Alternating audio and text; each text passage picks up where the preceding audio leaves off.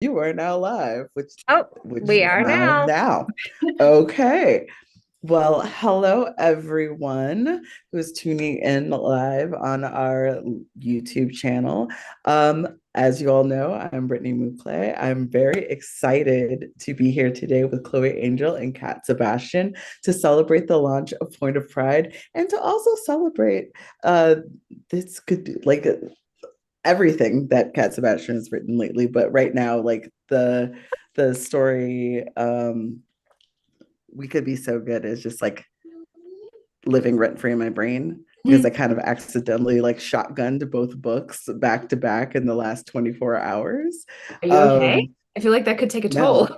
no, I am not okay, but it's fine. It's fine. So I think the first thing that we could do here is both of you, could you tell us a little bit about your latest releases? Yeah, Kat, you want to start? Sure.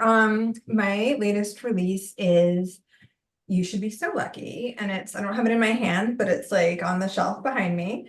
It takes place in 1960 New York City, and it's about a grieving reporter who's assigned to cover a baseball player who is in a new expansion team that is not the Mets because we didn't want to get in trouble, and it's 1960. And the baseball player is in the middle of a terrible slump. So that's the premise. Not the Mets is my favorite baseball team. You're not the Mets. That's Yeah. Yeah, my and I'm favorite really like, mascot is Mr. Not the Mets. it's like I grew up a Yankees fan, okay, which is like there's just no undoing it. You know what I mean? Like it's just a terminal condition that it just is the way it is. I haven't lived in New York in like going on 20 years, and like I've tried to root for other teams. I've lived in other cities that have like teams, and I can't do it. It's like the Yankees ruined me for other teams, and I don't even like the Yankees. I've never liked the Yankees, but anyway.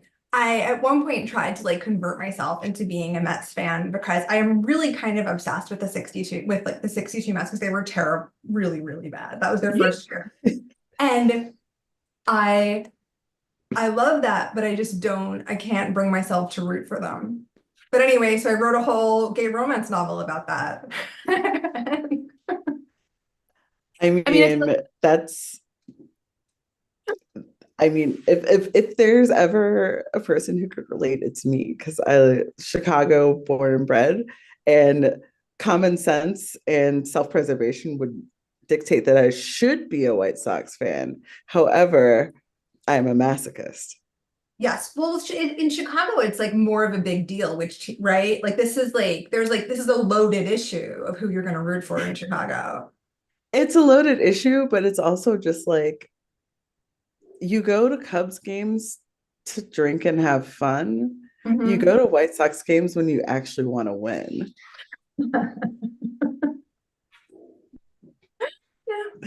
Yeah, that's I'd say fair. my only exposure to the Yankees is being stuck on a 7 train or on a 6 train with a car full of drunk Yankees Yeah. fans. Yeah, that is And like sometimes on the 7 train, when they're going out to Met Stadium and like they know they're yes, going to win, they're yes, pre-drunk yes. on both alcohol and an assured victory.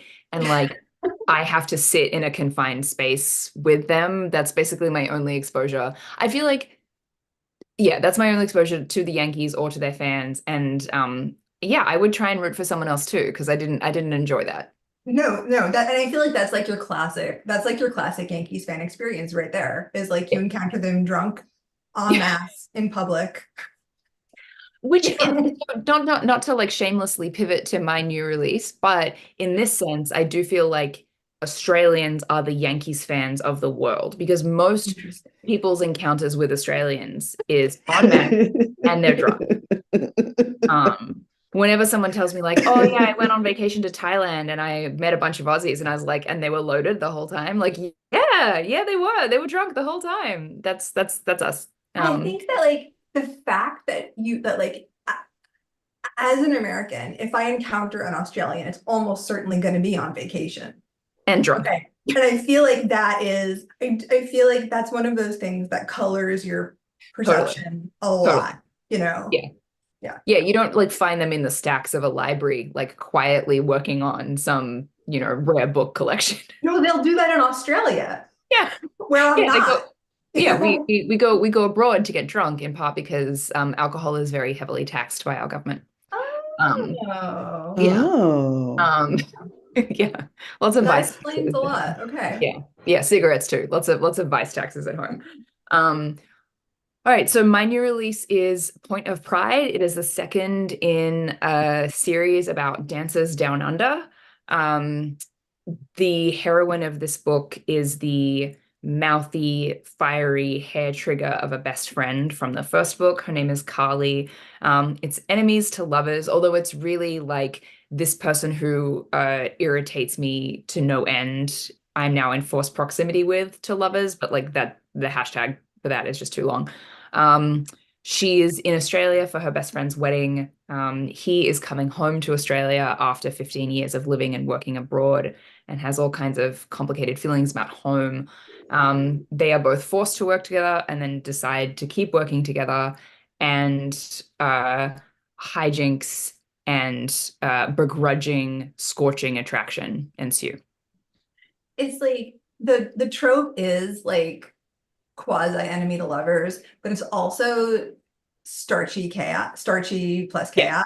You know yeah, what I mean? Like, and like that's like I feel like that's such an underrated trope, and like it's so perfect in this book because I love it. he's so like defensively starchy, and she's kind of defensively chaotic. They're Yeah, both using though, they both are aware that they're archetypes, right? yeah, Like, and they're like using that to protect themselves from the judgment of the world. And I love that because so often like when like rom-coms thrive on the archetype, right? mhm, And sometimes that makes it really hard to do deep characterization. And I feel like you can sort of like not cheat that, but you can manipulate that into like really, really deep characterization by having the characters know it. And like as yeah. soon as I realized that they were both onto it, I was like, yes, like this is like, it's perfect. Yeah, there's I love I actually wanted to nod to it because I was like, look, in the first book, I kind of played the cliche of like the fiery redhead, and now it's like, well, and now you have to live with that, and like you've sort of written yourself a stereotype, and so like, is she aware of the stereotype, or that. how does she feel about it?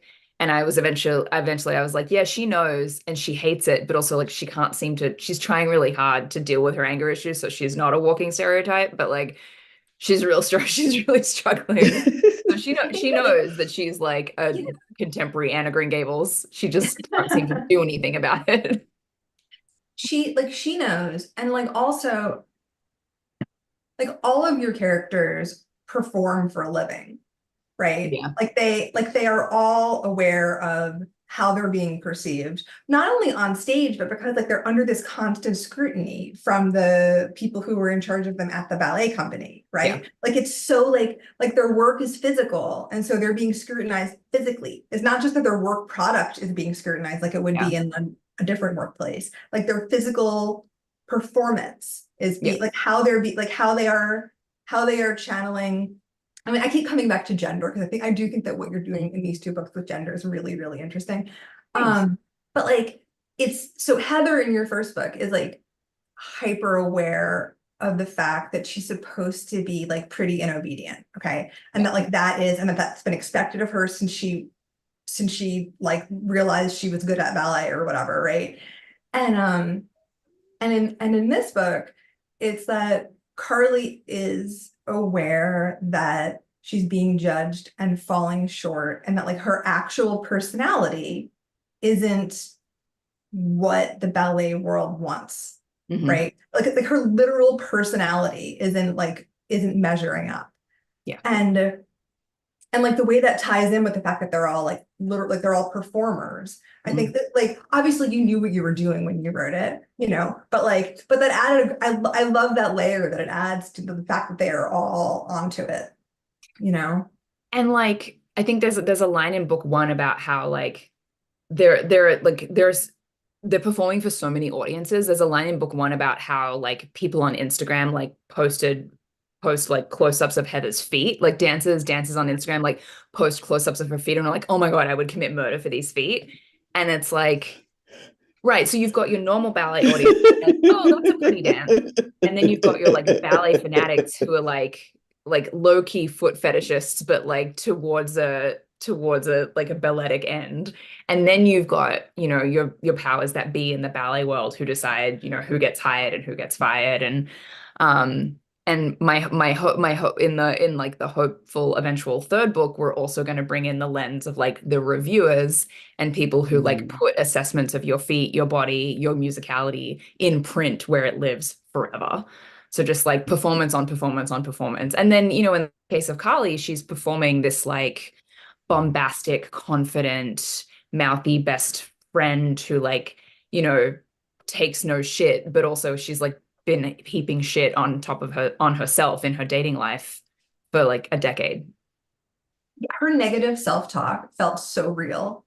Okay. Like it felt so organic, like it felt like totally organic to her. The fact that she like it felt like her brain felt very lived in, like that, like this, like that she would be, that these are the stories that she would be telling herself. They're probably the exact stories that she's had reinforced for her, Yeah. and watching her sort of like start the process of challenging that is like really satisfying. I'm so glad. I wanted the audience to meet her at a point where she's like decided to do something about her pelvic pain situation, partly because like I didn't want the audience to see her in pain for a bunch of the book, because like I think for me it felt enough to sort of tell that in flashback and to sort of have her have like physical and mental triggers around that without like actually laying it all out on the page. But also like for me, it was a sneaky way of doing like beautiful woman swears off love. It was like Yes. beautiful woman Yes. swears off a kind of sex, and then immediately like like someone who makes her want to have that kind of sex comes barreling into her life because romance reasons. Um, but yeah, beautiful. I started thinking of it as like beautiful woman swears off sex. Yeah.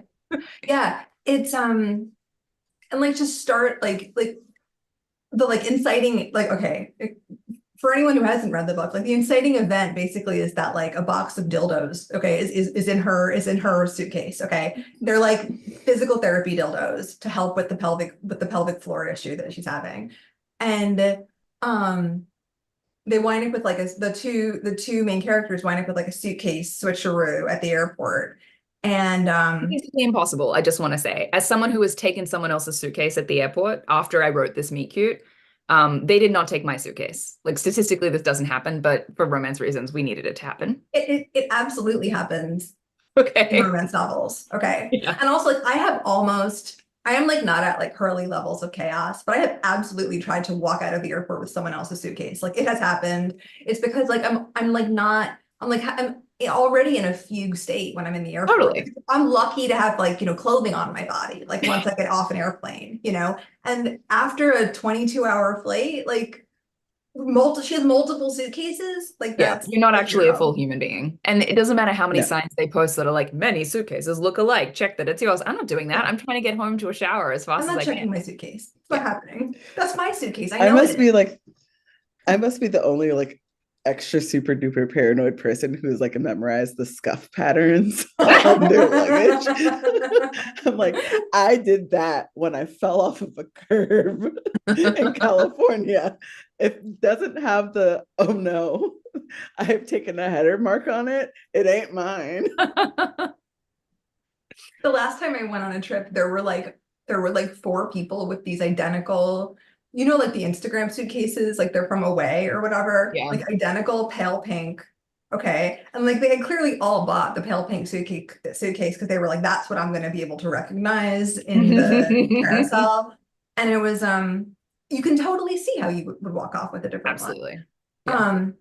Anyway, Nick winds up opening the suitcase full of dildos and he does not know what to think. And the reason she has all of these dildos is because like she's supposed to, there's probably a better word than, I don't remember what the word is. Okay. Dilator. But we all know what a dildo is. So like she's supposed to work her way up, right? Like in order to like as part of the physical therapy. And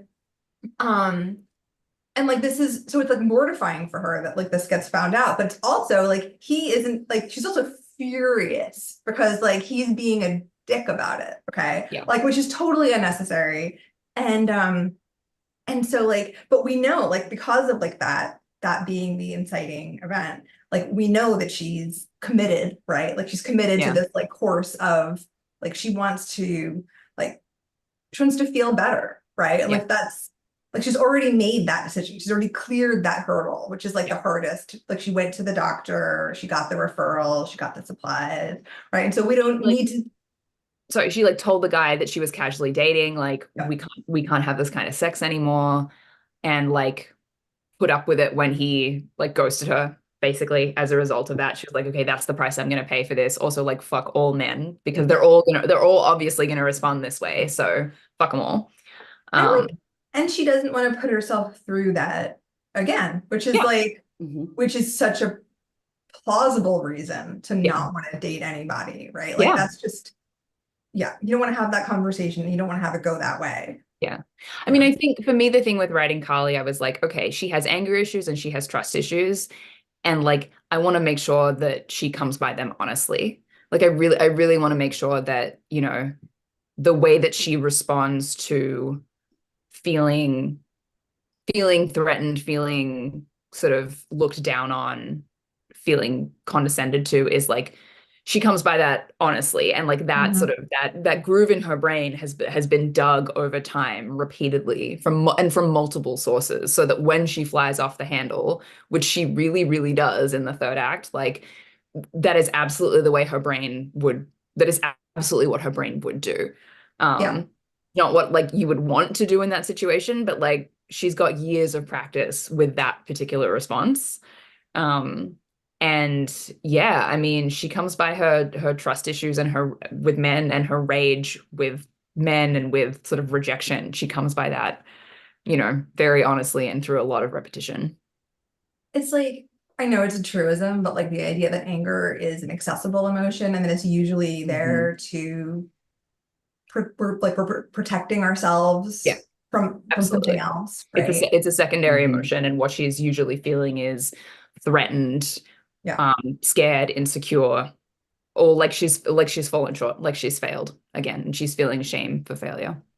I am when I read when I read Pas de Deux, I knew nothing about ballet. Okay. Other than the experience of sitting in the audience. Okay. Hmm. Like that was the beginning and the end of my understanding of like how ballet works.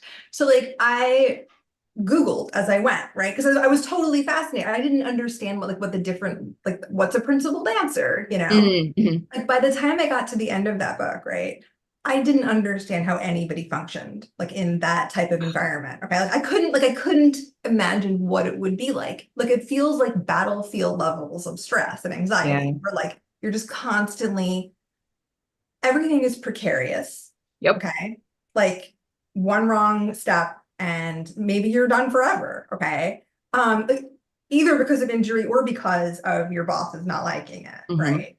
Um, and like you're kind of treated like a child, like Yeah. where there's this like hierarchy. And so these like grown up adult dancers who are at the top of their field, who are the Hmm. best in the world, are treated like kindergartners by the bosses. Like I was like, it made me physically tense to read about it, right? And at the same time are expected to access world-class artistry, are like Mhm. expected to sort of take ownership over the choreography, are expected to be able to have like something unique to say about the role of Giselle or of, you know, Odette, Odile, whatever. Like they're expected to both be as sort of obedient and malleable as children, which lol, I have a 13-year-old, sorry, 13, fuck, 13-week old. And I like was even like, at 13 weeks, Chloe, they're not we've malleable missed or some obedient. things.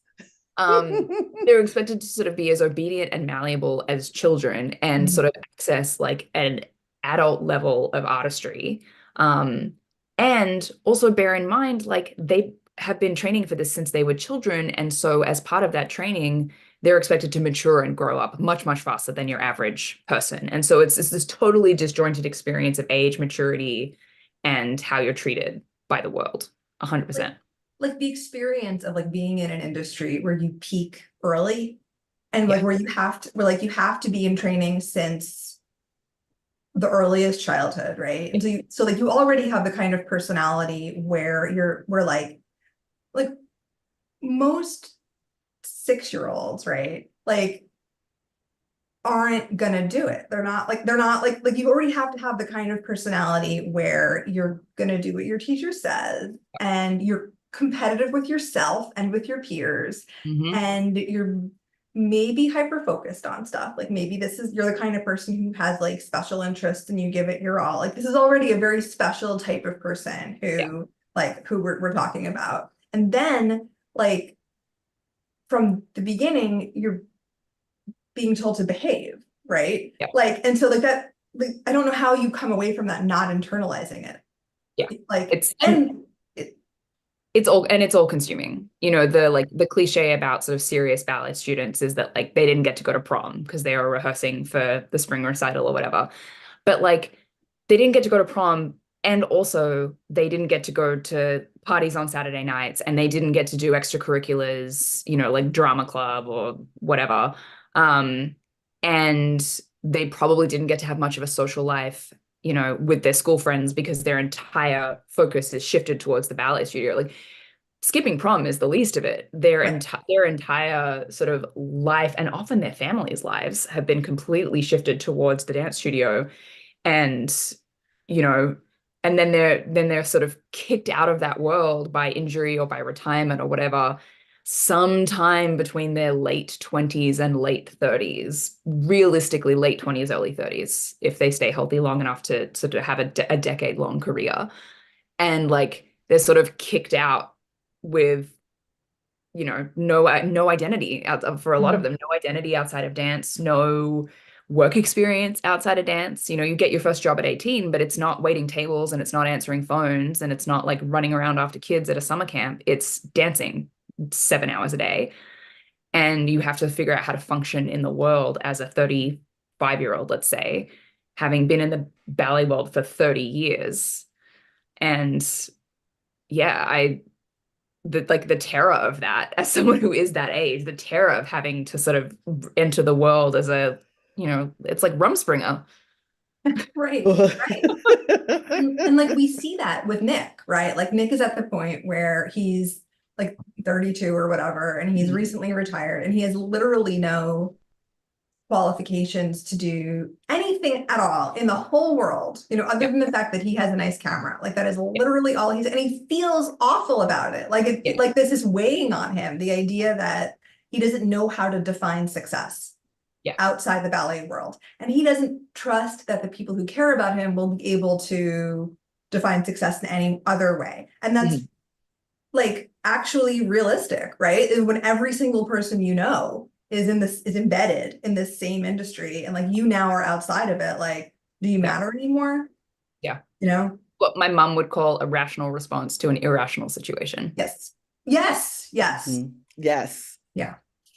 I love Nick. I love like it like I love a cagey bastard. Like it's so like the idea of like instead of like telling my like in quotation marks, right? Like I'm not gonna let them support me. Like the instead of like telling them what the problem is, I'm just gonna lie my head off. Like I've like understandable response. Like that is I am 46 years old and I still have to like tell myself like no, that's actually just kicking the can down the road, cat. Like Yeah, that's not helping anybody. Just just tell people what the problem is, yeah, and then they'll make you feel better. Like, yeah. like, And like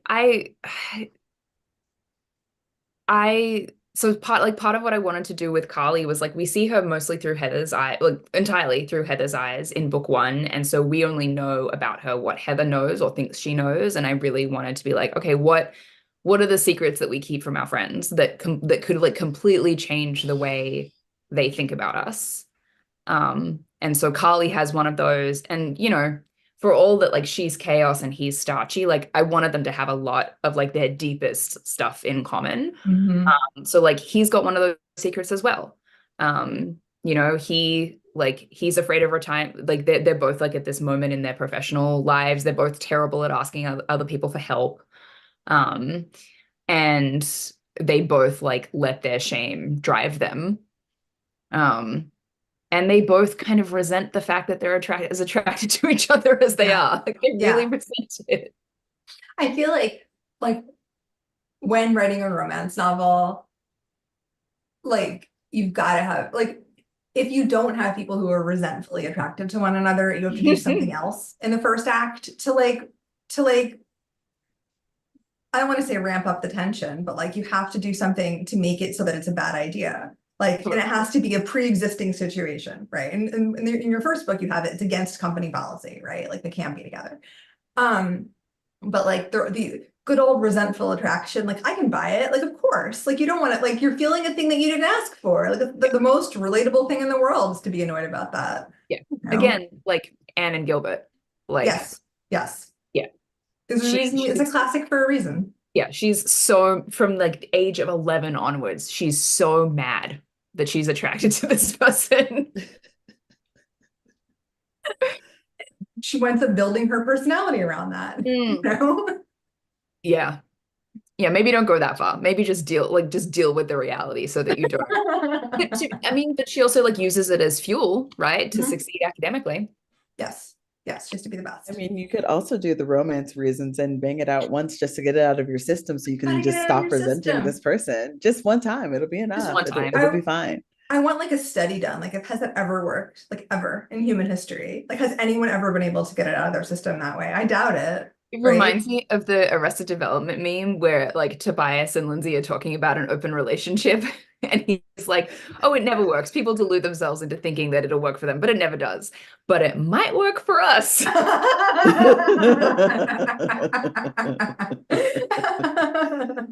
And I feel like especially in contemporary romance, like the characters are often so aware of like the tropiness of what they're doing, whether it's fake dating, or bang it out once, that like there's usually a conversation like with a friend or with each other where they're like, oh my God, this is straight out of a romance novel. And you know how it always goes in those. And like, yeah, friend, but this isn't a romance novel. So we're going to fake date and not catch feelings. Yes. Yes. It is like having characters who are aware of like that who are aware of the situations that a character could be put in, but they're not a character, Correct. right? I'm Like a real person. I like that a lot. I like that a lot. Yeah. Yeah. Well, especially because like as readers become like, especially if you've got like capital R romance readers, like they see the trope coming from a mile away. And so like as their semi avatars, you kind of have to have the characters be like wise and savvy enough to be like, I know what you think this is, but I'm different. Right. And actually I'm just an idiot to love her, but like I'm like it's important to my self-image that I think I'm different. Well, it's lampshading, right? That's what it's like. You're like drawing attention to like not an inconsistency, but to like something that's a kind of like flashing light. Like you're like, we know it's there, we're aware of it. Like we're all in this together, you know? Yeah. Yeah. And again, I think that serves characterization. Like I think that like I've been thinking a lot about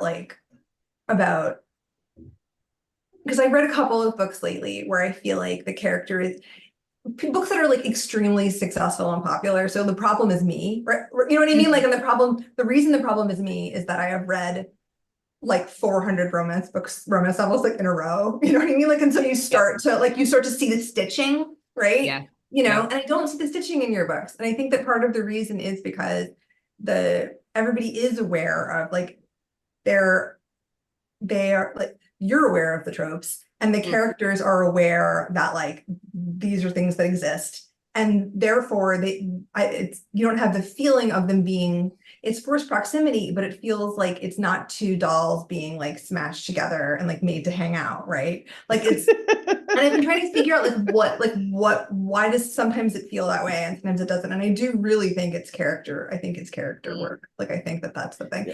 And I also think that it doesn't matter to most readers. Like, I think that it matters to, like you said, capital R romance readers who have read a billion books in the genre and like now have extremely, I don't want to call them refined tastes, but like very distinct tastes, you know. But they've got trope, like finely honed trope radar. Yes. And also, you know, this is something I think about all the time as I'm writing. Like if I'm doing enemies to lovers, I'm like, okay, it's entirely possible that like my reader loves enemies to lovers, and that's why they're reading this book. And the last 5 books they read were all enemies to lovers Yep. too. And so Yep. like I've got to do something surprising, Yep. unexpected, better, whatever, because the previous 5 authors were working with the same trope too. So like what's going to make mine memorable? Because Hmm. my experience as a romance reader is that like you consume books very quickly, and um as a result, the ones like the forgettable ones you just forget.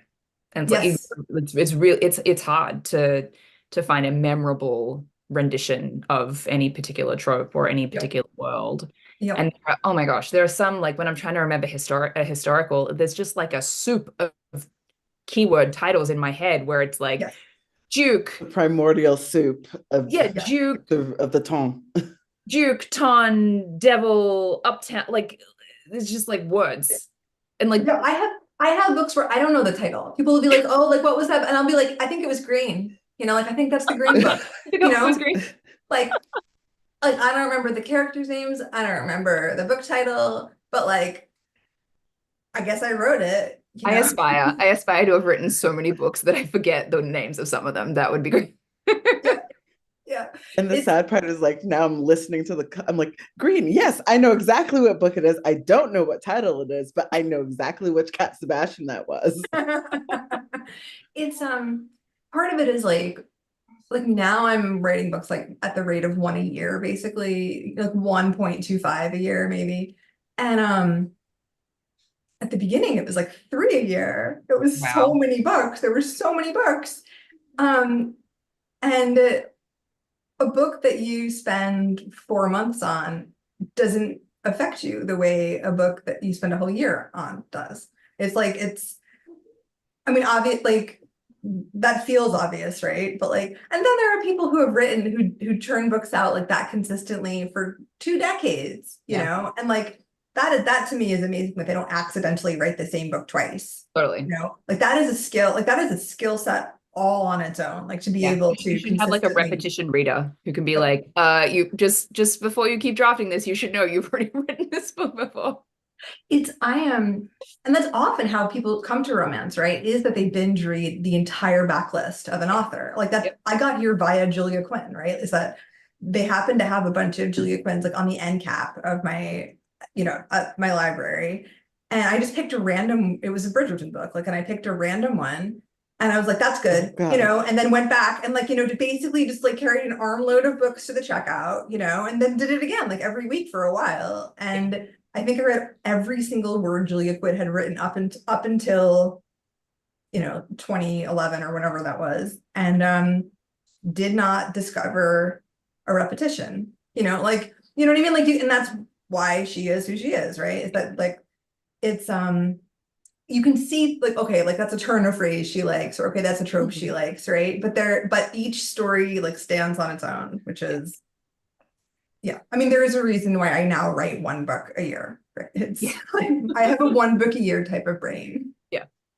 I mean, to your point about like how those stories stick with you, as you were talking, I was thinking like Carly has been living in my brain since like June of 2020. Mhm. Um, when I started writing Partydon. And like she appears in the very first the second scene Yes, of yes. Partydon. Or like the first chapter. And so like yeah, I'm if her brain feels lived in, it's because like she's been living in my brain for like I 4 love years that. at this I point. love that. And so when you started writing, okay, so you knew you were doing 2 books. I didn't. You I didn't. Okay. Kat, I didn't Okay. know I was doing one book. I was like, you know what? I mean, I had the moment that I think a lot of people had during the height of the pandemic, which was like life's short, do the thing you Mhm. have been saying you want to do. And for me, that was attempting a romance novel.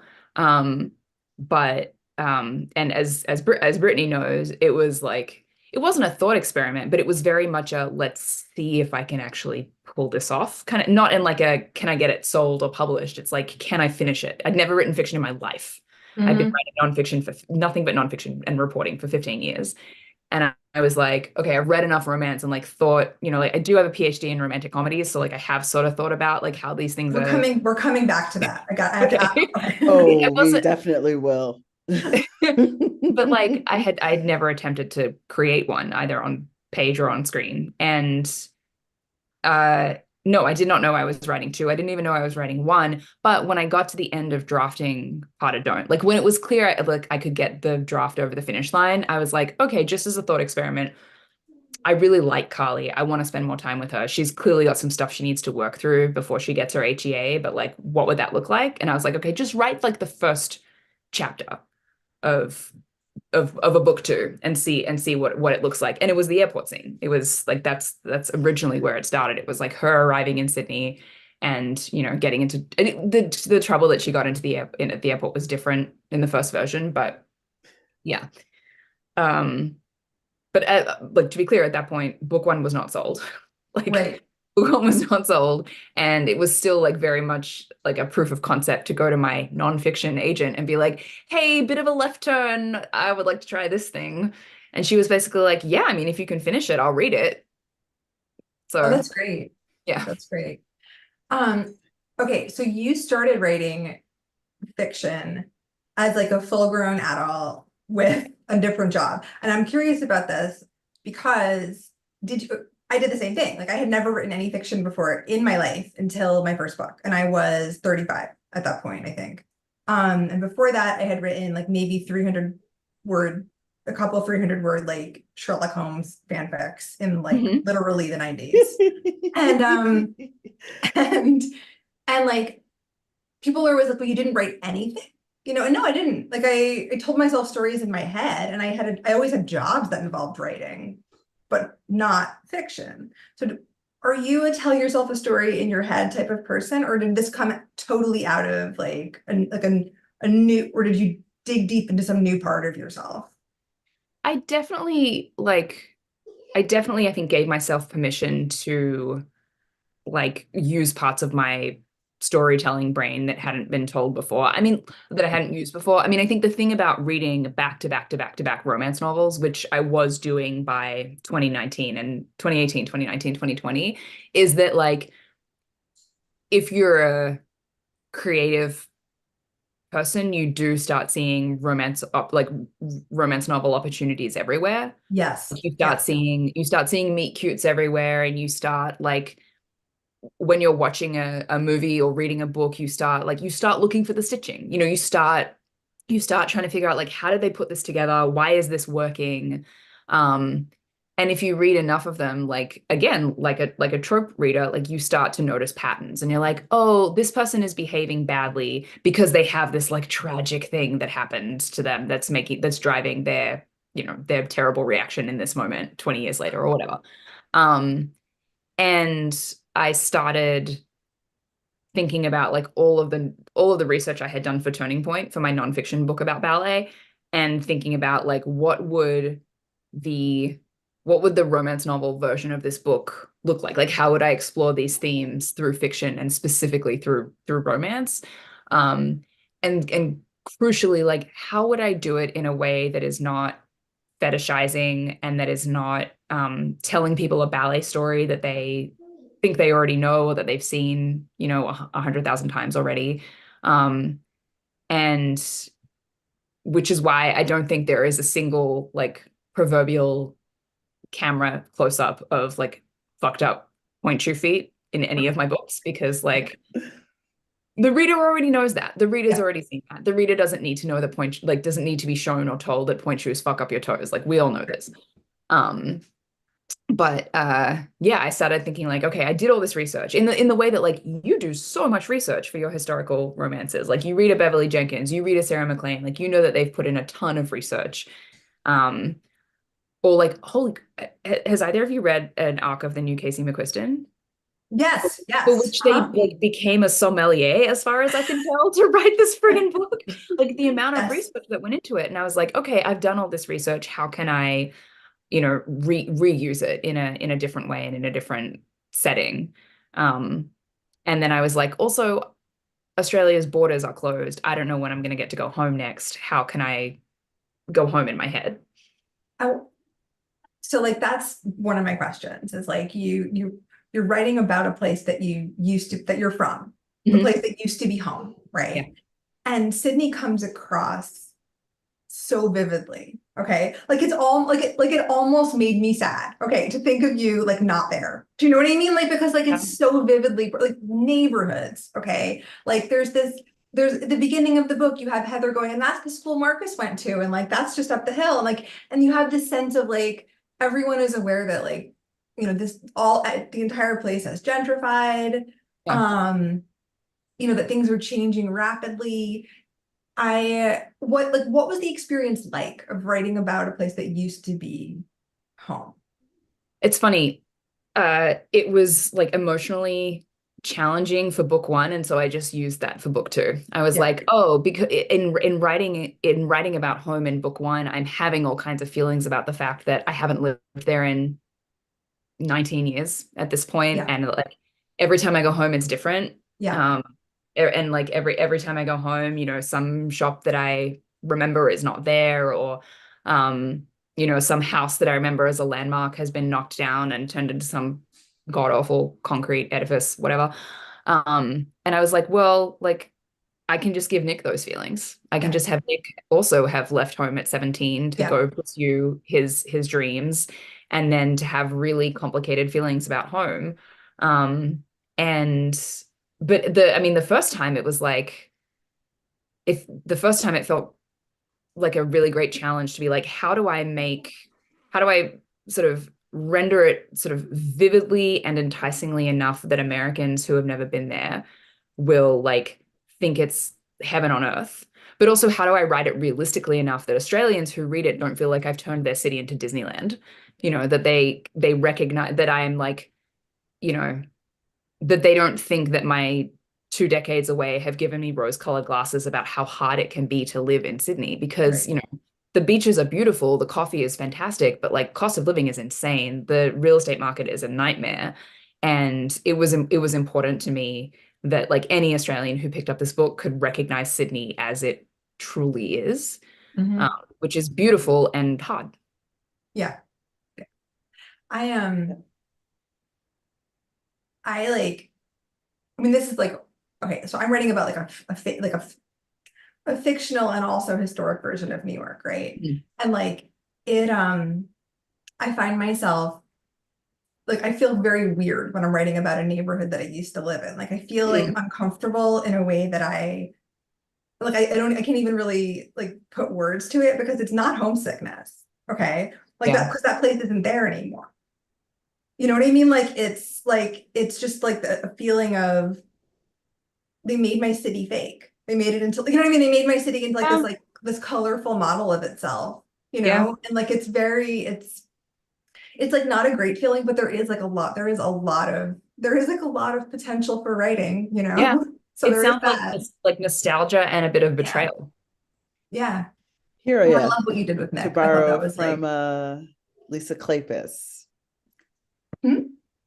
Hiria, the longing for something that never was. Yes, Yeah. yes, it is a leap. That is, yes. Yeah. I love that. I Because love of that. course Marilyn Winterbourne lives in my head rent free at all times. And rightly so. And rightly so. It's the way it should be. Can I just tell you? Actually, this is a joke that I can tell this crowd that I like could not tell my husband. It would take so much explaining.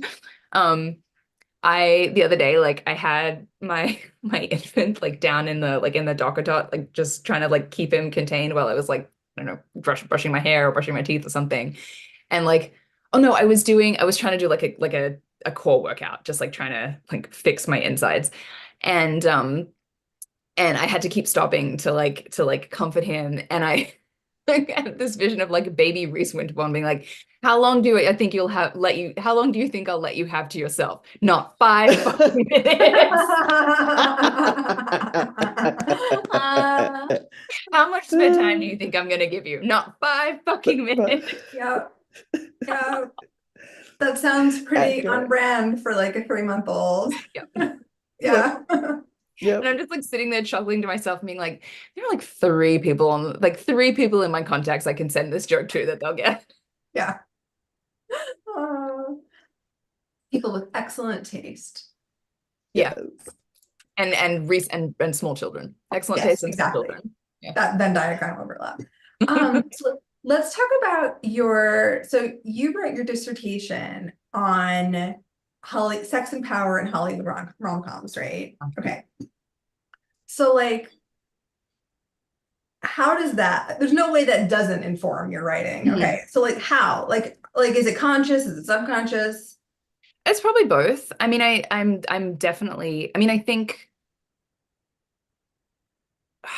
I try very hard not to think of romance novels as like morality tales, Right. but like they often end up being that anyway. You know, the sort of unofficial rule that like no HEAs for people who cheat. Like there are, you know, like there are Conventions.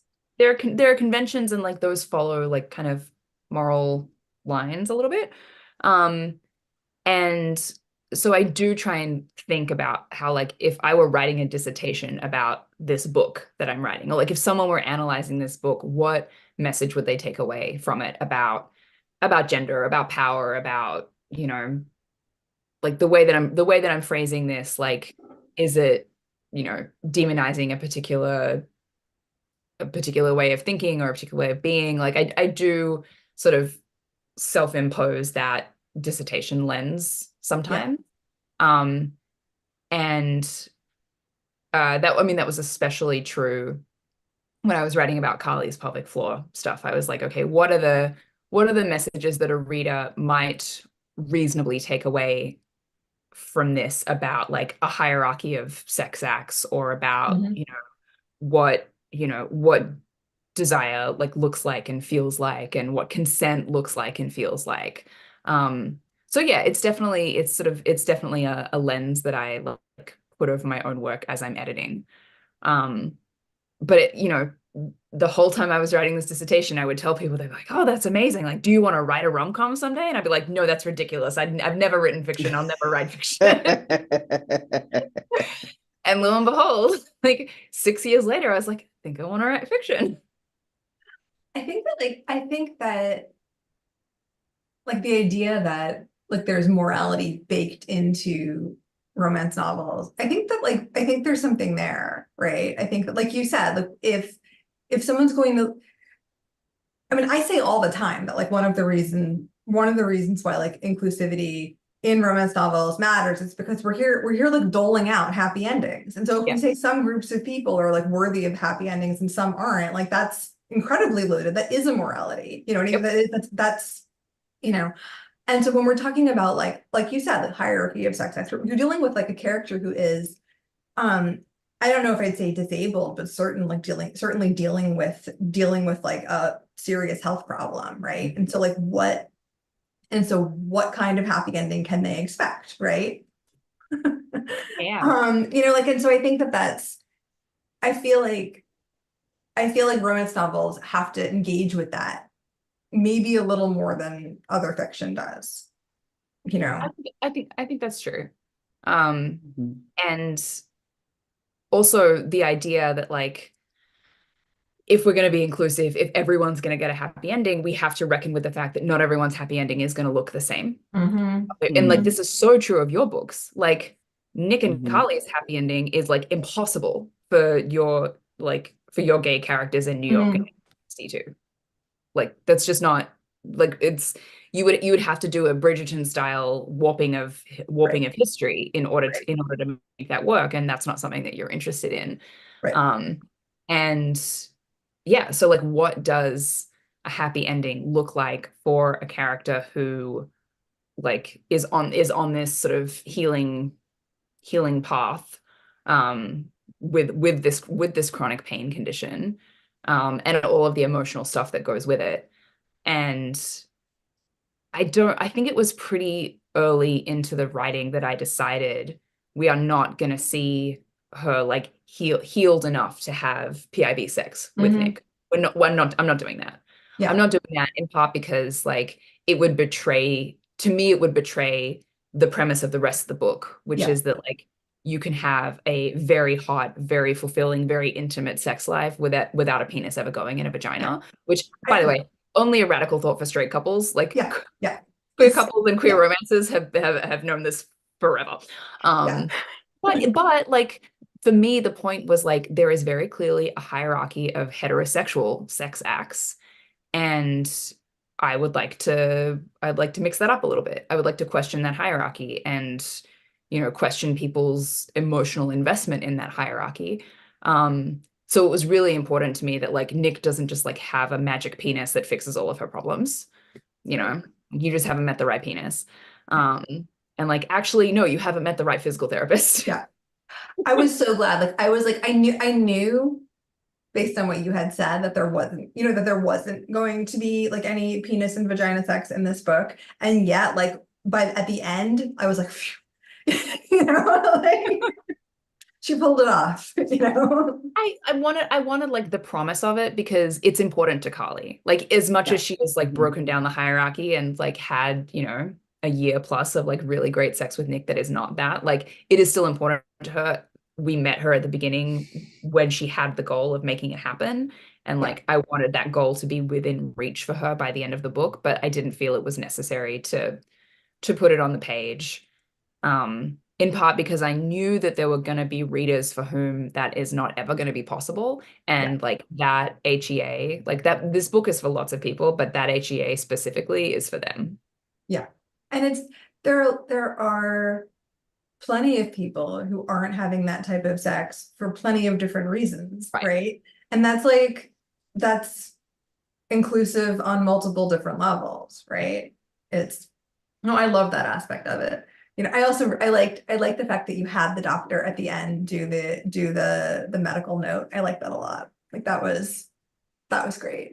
Yeah. I Yeah, I'm really glad too, in part because like I don't feel like enough of an authority on that. Like I feel like I know enough about it from, from my research and from my lived experience to like write it convincingly and accurately on Yeah. page. Although that doctor did read all of the scenes and like advised me to change a few words when I was describing like the state of various muscles to make it Mhm.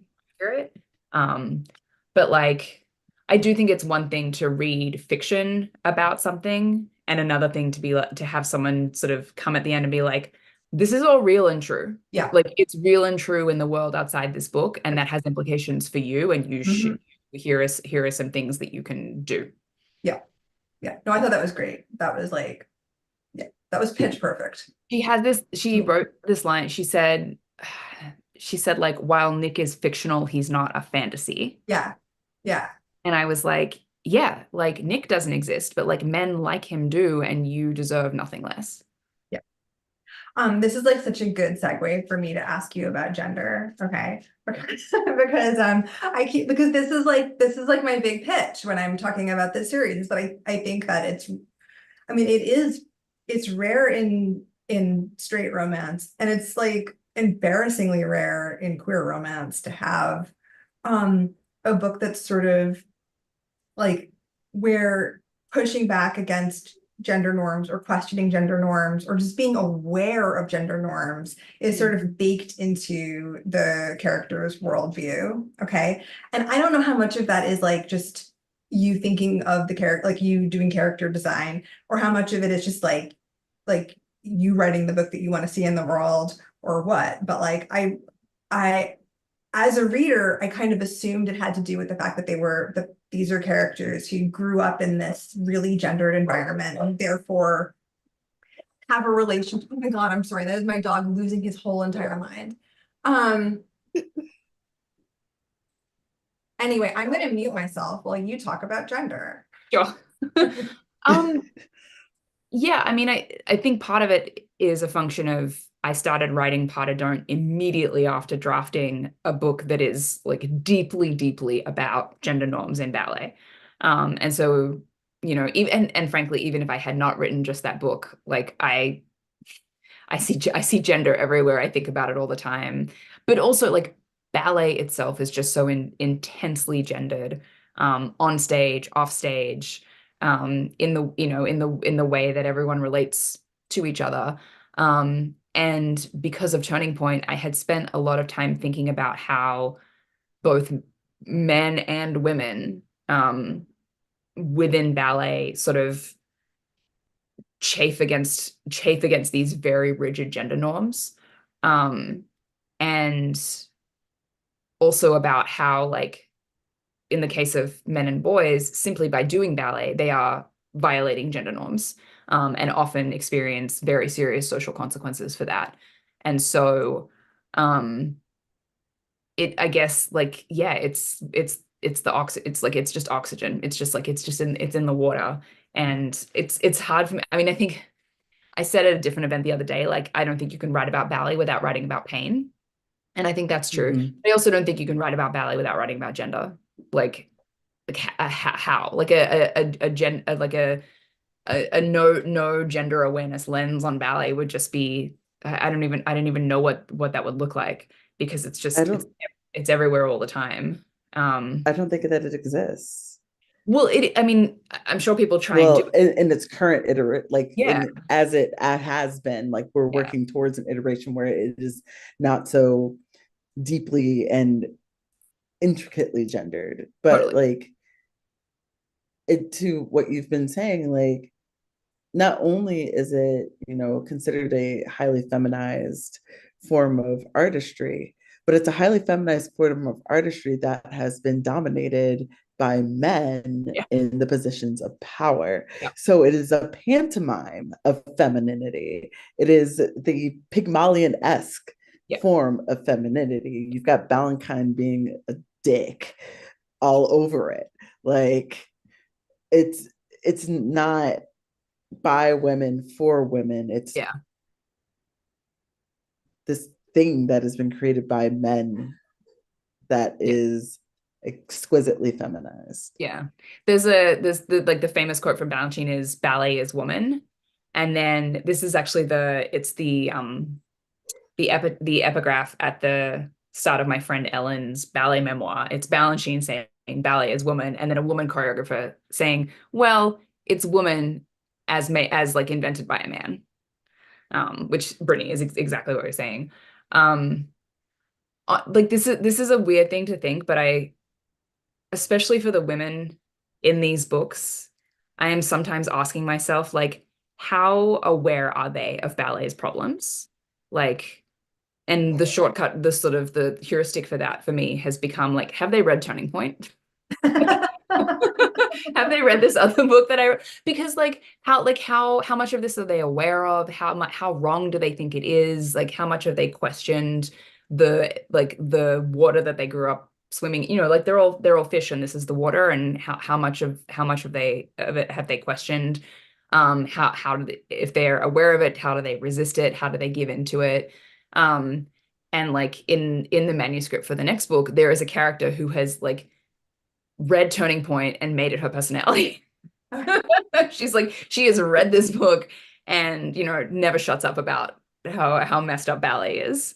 And, she's a former dancer. She's going through some stuff. She's reassessing her childhood through a new lens. But yeah, for me, it's always like, okay, how much of this world have these characters questioned, and what, if anything, are they doing about it? I There's a love that. scattergraph for this. I can feel it in my bones Totally. because Alice has been like way over Yep. here for It's from not, and, day like, not a one. coincidence that, like, Alice is a queer woman of color in ballet. Yeah. Yeah. Yeah. And then, like, Carly's somewhere around here. Heather only really started questioning it around the time that Jack turned out to be who he is. Correct. Like it's yes, there's a whole like How many spectrum chapters of of this book has this. each of these characters read? Yeah. Carly read the synopsis and then like after the whole Jack thing, read the whole thing and then made it her whole personality for 2 weeks, but then went to physical therapy. Exactly. Yeah. So in the extended Australia Ballet Dancers Down Under universe, Turning Point exists. It's just never mentioned on page because that would be super weird, Super meta. super meta, but, like, a great way to boost my nonfiction book sales. Right, right. Have we met either of the characters that you're planning on for the third book? We have met both of them. Mhm. They're in both books, Okay. and yeah. Okay. And the other thing I will say is that, having read many, many journalist romance novels and objected to the way that journalists are depicted uh relating to sources to whom they are attracted. The only way to write an ethical journalist source romance is if very realistically the journalist gets laid off and is no longer a journalist. Right. The most realistic arc The for most when I wrote that scene. I could have written that scene with my eyes closed. And actually, to be honest, like I revised that layoff scene after I got laid off from Vice at 31 weeks pregnant. Oh. And I just like copied and pasted some of the stuff that was in like Vice emails to the company and like put that in the dialogue. I think my favorite one is your position has been impacted by the current reorganization. That's like a line that you've got to read like 3 or 4 times before you realize that you've just been fired. Yeah. Like you've just been laid off. oh your job and this company don't exist anymore. Oh The my voice is so God. passive, it might as well be laying dead in a ditch. Yeah, Mhm. it's so passive and bloodless. Has been impacted is already one of those phrases that just needs to go. Has been Impacted? impacted. No, Yeah. Has like been impacted by the current reorganization. To be right, clear, the reorganization is the company ceasing to exist. right. It's like being like, oh, I'm so sorry to hear about the loss of your uncle. Yeah, he was reorganized last week. It's so funny because we already have a passive voice way to tell people they've lost their job, and it's your position has been eliminated. Like that's been good enough for like decades. Like why like what are we doing here? You know? Letting AI write the script. Indeed. Yeah, it feels like it, right? You know? Oh my Somebody goodness. definitely tapped into Chat GPT. How Yeah. do I lay How do I off nicely? 45% of my workforce without people being mad at me? Yeah. But yeah, so we've met both these characters before. It is not enemies to lovers. It's he hates her and she is oblivious to the Okay. fact that he hates her. Okay, that's great. That's great. She's just That's, like, yeah. what did I do? Like, hi, how you going? And he's like, I want to kill you. Only one of them thinks thinks they're enemies is like a fantastic trope. Like Yeah. I love that. I love Yeah. it. Yeah. Unrequited nemesis. Exactly. Yes, exactly. Yes. Oh my God, I'm stealing that. I'm Yeah. stealing it. I'll credit you, but that's so good. That is so good. Unrequited hate. Yeah. Yeah. Yeah. Yes, that's really good. Yeah. Yeah. I'm excited about it. We're gonna go off campus. We're gonna go to New York, spend a lot of the book in New York, but it is very much like an Australian setting. And yeah, we begin and end in Sydney, but the middle is a jaunt in New York. Fun. Company's got to go on tour sometime. Right. Your previous 2 books had like one American main character, which is like that's like a really, really solid way to root an audience in, like assuming that your audience is going to be largely American, right? Like that's such a good way.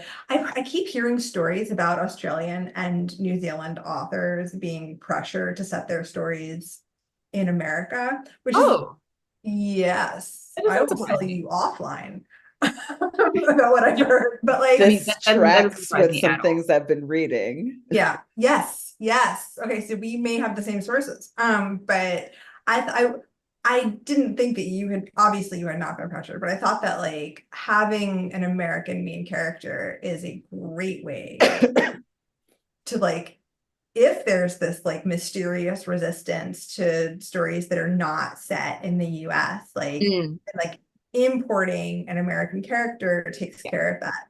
So are both of the characters in the book that is partly set in New York Australian? They are. Love it. Okay. Yeah. Perfect. Mostly because like I've run out of American characters. Right, right. I would have to be like, hey, I know I said Carly was an only child, but she did 23andMe and now she has a sister. I mean, Well, the other option was like if I wanted an American character, the other option was Melissa, who Mhm. is Jack's mistress, girlfriend, Mhm. whatever, in the first book, and who is sort of like morally somewhat rehabilitated. Yeah. And like she's young. It's pretty clear in the first book that like that was not like an equitable power dynamic in her relationship with Jack. Um and then I thought, like, I have I've set two books in Australia, and I want to go somewhere else. And what that probably means is taking the Australians to New York. Um, and so and also I kind of like run out of reasons to bring more Americans to Australia. Right, Like, right. why else are like another reason for an Australian ballet dancer to go down to Sydney? More Okay. weddings. Weddings all the time. Yeah. Yeah. After 4 years, Marcus and Heather are renewing their vows. So back we go. Oh my But also, gosh, it's I Pada lived in Don't 2. sorry, Pada what? Don't 2, back to Bondi Beach. Yeah.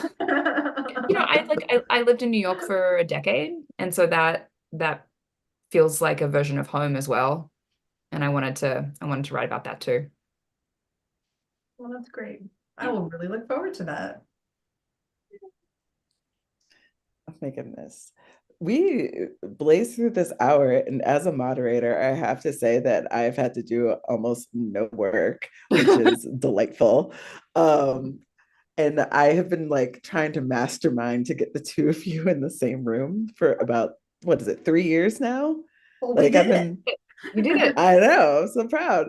Because I read the Perfect Crimes of Marion Hayes at the same time I Mhm. was reading an early draft of Point of Pride. And I was like, Chloe, read this book, read it now, put it in your face, put it in your ear holes, your eye holes, however you want to parse this text. Like, you have to read this. And I've just been like, yes, yes, more like, quote, non-traditional HAs for everyone. Like, I want to see the wide human experience on page as much as humanly possible. And the two of you have done such a great job of doing that. And it's made me so incredibly happy to be on this call today because I was just like, this is perfect. Um, so we did have some questions coming in through the chat from YouTube, which Marissa's been passing to me. And the number one question that's been here is, I think that this is mostly for Chloe, but I think it could go for both of you because You Should Be So Lucky definitely has some elements of this. Um, is there a challenge to writing main characters whose wounds are so similar? And how do you approach that? Um, yeah, I wanted them to have the same wounds, and I wanted them to have dramatically different ways of dealing with them. Or I guess like the same ways of dealing with them, but sort of filtered through their very different personalities. Carly covers her wounds with like confidence and bravado, and Nick just sort of brick walls it.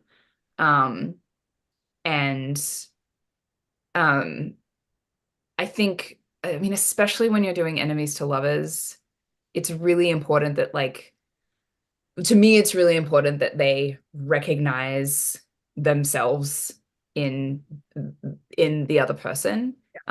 Whether that's like they both laugh at the same joke, or it turns out they're both like struggling with the same sort of existential career stuff. They're both really bad at asking for help. They're both like willing to lie to their friends to save face.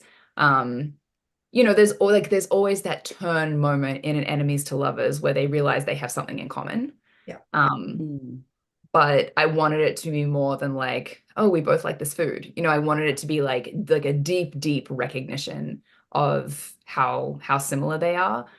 Not just that they're attracted, like they're mutually like physically attracted to each other, but like they understand each other's frailties in a really deep way.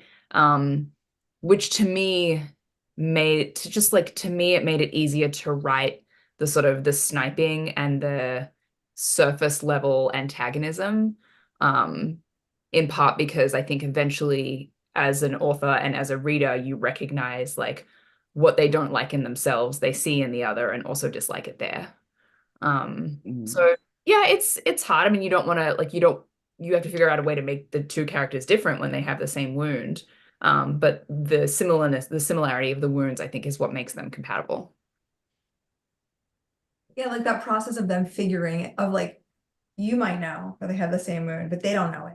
And so that process of them realizing that this is a point, that this is like this is a deep thing that they have in common, can itself be the story.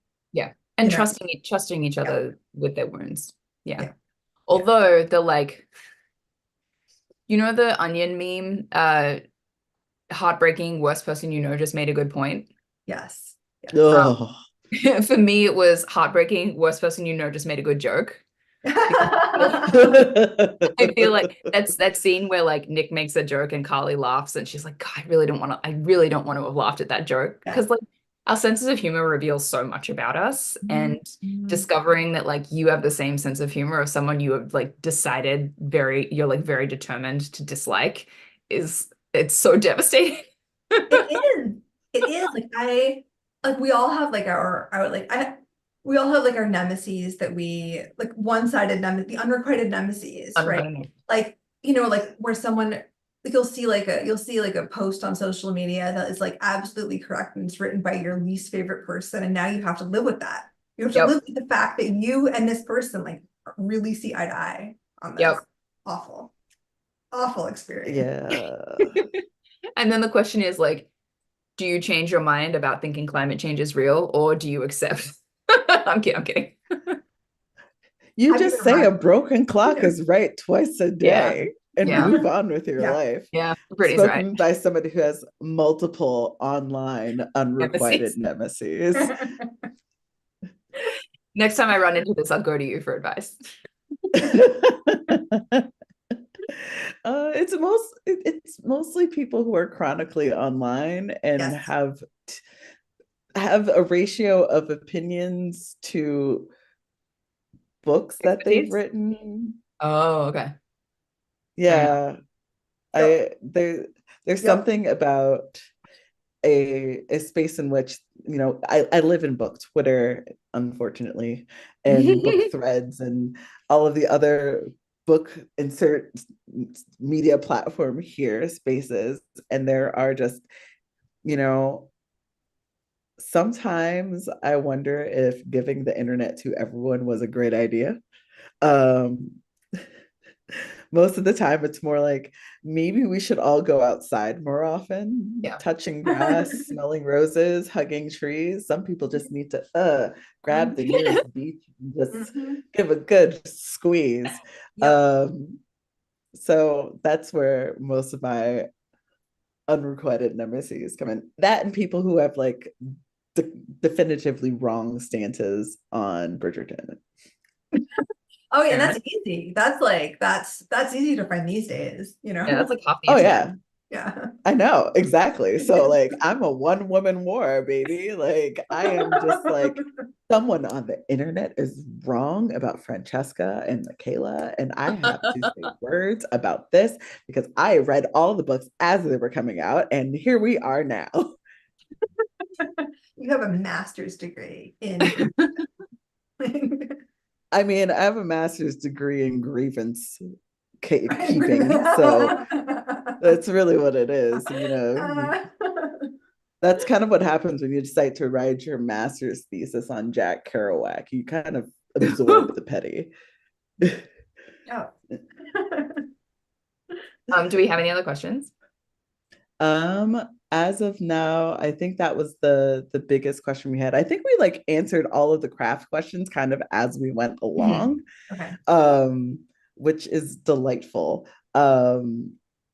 Yeah, because we've just been diving deep into character and craft today, and it has been an absolute treat. This was super great. I had a great time. Yeah. Thank you all so much for your time. It's the best possible way to end this virtual book tour that I've been on. You're done. Done. You did it. You did it. You survived. I'm so proud of you. I'm done, and I'm pretty sure. I mean, the great thing about a virtual book event is that I'm pretty sure I have spit up like back here. Oh yeah, right. Definitely. But no one can tell. If you have a 3-month-old, you have spit up in all kinds of places. Yeah. Probably in your hair too. You know, like. Oh yeah, 110%. Yeah. I will be celebrating with the art that has been coming in hot and heavy this entire visit or this entire virtual event, my daughter's been sliding me artwork underneath the table, like she Okay. is sliding me cash. Um, so I have what appears to be Mr. Krabs from SpongeBob SquarePants, a lovely rainbow, and Chloe, this will be very nice. A lovely tiger. Aw, Oh, I love that. For those of you who don't know, Chloe and I went to the same college, and we our mascot is tigers, so we are very much nerding out about that. Um, well, should we wrap it and go Yeah, we meet can wrap up. the elementary school art critics and spit up receptacles? And Kat, I'm not sure what you're doing with your Saturday. me neither, actually. So, Okay. Oh, that's fun. Yeah. Well, yes, thank you all again for joining us today to celebrate the release of Point of Pride. Again, I'm Brittany Muclay and here with Chloe Angel and Kat Sebastian. And thank you so much for spending your Saturday afternoon with us.